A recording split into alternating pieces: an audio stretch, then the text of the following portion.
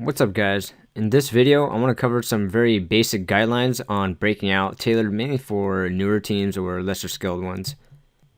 If you haven't done so already, be sure to watch the video on initiating a breakout. Before I get into it, I should point out that there are a ton of ways of breaking out. Coaches may have several different preferences, and on top of that, what's right for one team may not be right for another. However, what I'm teaching right now is just some very basic concepts of breaking out, and I've personally found a lot of success with it with newer players.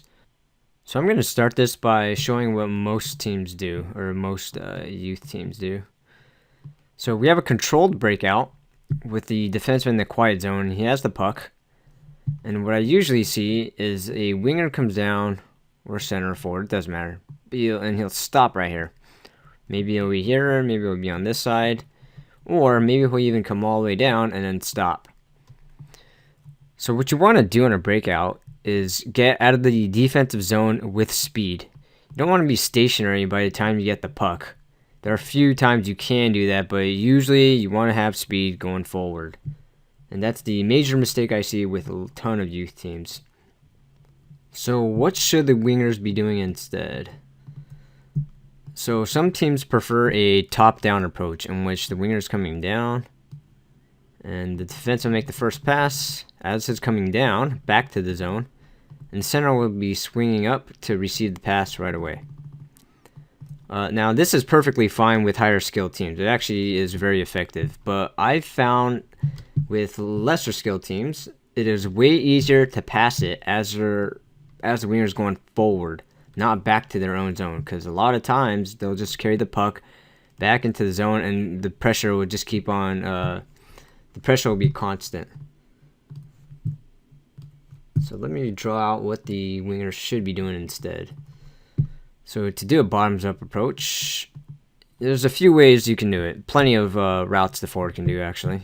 So one of the simplest ways is just come down, and then go behind the net. Go behind the net and come forward.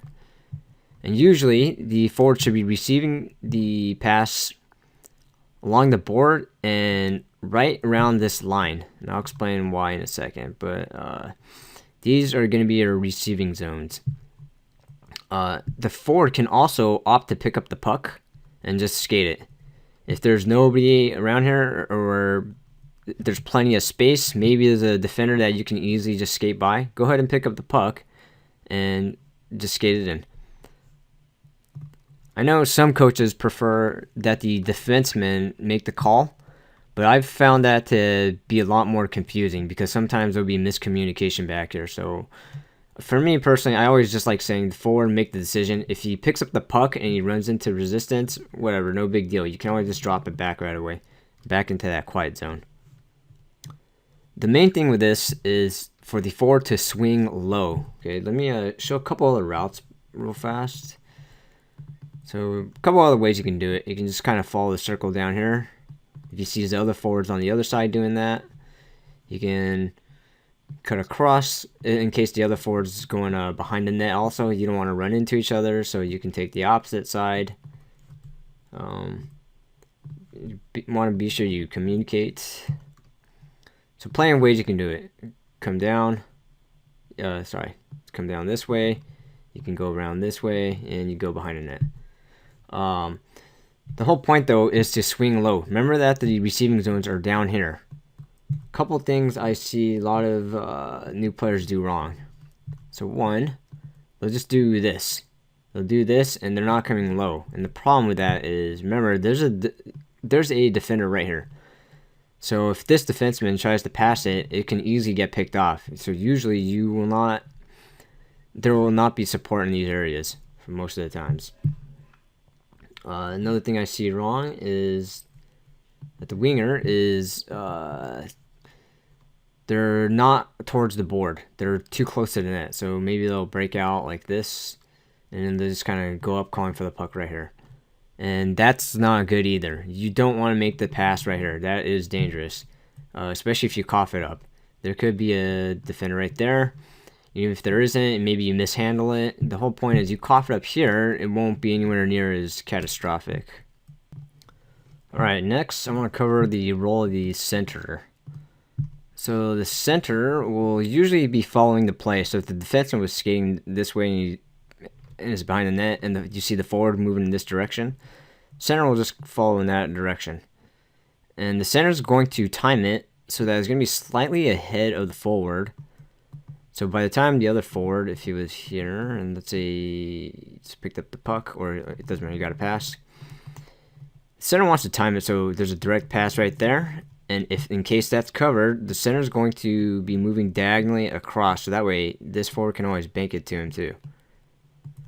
And that's pretty much your bread and butter breakout for your defenseman, your forward, and center. Definitely the easiest way to break out as a beginner team.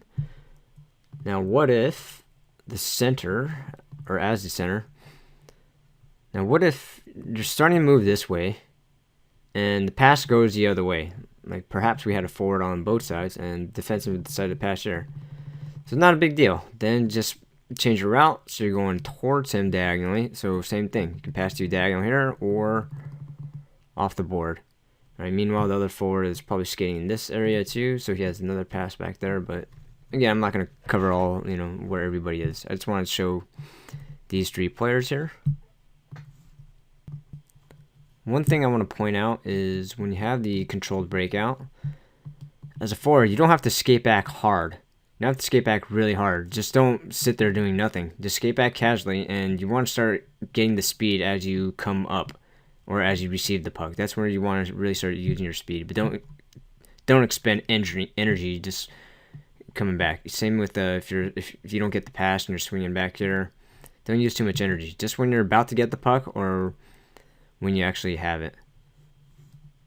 Now, obviously, anytime the defense is facing some pressure, yeah, you better hurry up and come back, on the board and give support. So next, the question is that people might ask is, what if my defenseman doesn't pass the puck right away? What do I do?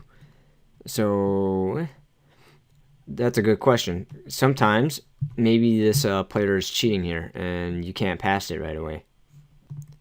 That's perfectly fine, just as long as the defenseman just remains patient. If you don't see anyone open, then don't pass it. You also don't want to pass when, say, as soon as you pass it forward, this guy's going to be right in his face. You also don't want to pass it for that, because you're setting him up to, to really take a hit right there. So, to move these. Okay, so that's the forward. If you don't get the pass right away, I've taught a couple different ways. I mean, just all you have to do is just copy that route. So a couple ways you can do it. You can just make a circle here. You can make a figure eight the other way. So I've kind of switched this up a little bit. But one thing I've been liking for newer teams is to just cut all the way across to make one big circle. So that way, there's also a potential pass. If their defense is cheating, there's a potential pass to just dart it to you right there, so you can skate up with it if necessary. So I've been kind of liking this lately, just making a wide circle, and then the other forward should probably be doing the same thing in the other direction. Right? And then your center is just gonna kind of follow the play, and if there's no pass there, no big deal. They just kind of swing the other way. You're always just gonna kind of stay in this area and stay slightly ahead of the forward. All right. And sorry to backtrack a bit, but I guess another question would be, do we always have to pass it to this forward first? Of course not. Typically, this will be your best option, that direct pass right there. Sometimes, if they're cheating too much, your forward will be on this side, and you also have a center who's kind of following the play. So this one's a little dangerous, but if they're cheating too much where it's wide open as a defense end, you can just move over just a bit, pass it directly to center, or you can make that weak side pass to the other side.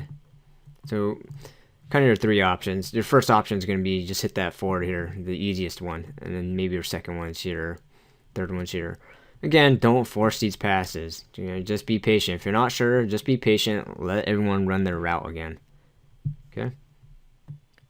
Last thing I want to mention are pressured breakouts. Just real quick, I won't go in depth with it, but this is where you want to use a top-down approach for sure. I actually should have drawn on that better, but a pressured breakout will look something like this, where maybe a defender's on your tail and you don't want to try to outskate him or anything, so you're kind of rushing it here and it's putting a lot of pressure on you. So in this case, the wingers definitely need to support along the board. You have to come back along the board, so that way your defenseman can just wrap it right away. Maybe give you a direct pass. A lot of times it's going to wrap that around the board. And in this case, the top-down approach is certainly better when there's a lot of pressure. So just like I talked about at the beginning, if they wrap the puck around, so the forward will pick it up, and the forward's going in this direction, so usually that's where your center, if they time it just right, this forward can just make that pass right away, or they can also skate a little bit and then bank past that, right? And hopefully your center's cutting across diagonally still.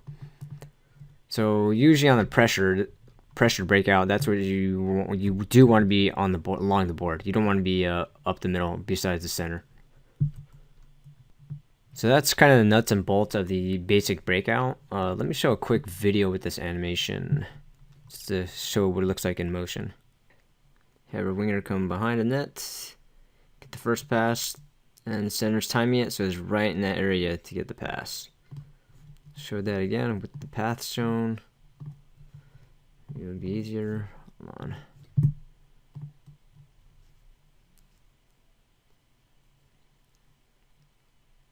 And I'll show it one more time in the 3D view. Some people like 3D one better. Alright. Yeah, it looks kind of weird. Yeah, I know he's skating slow, but in a game it would actually look a little faster. And one more time with paths. Come on. Go.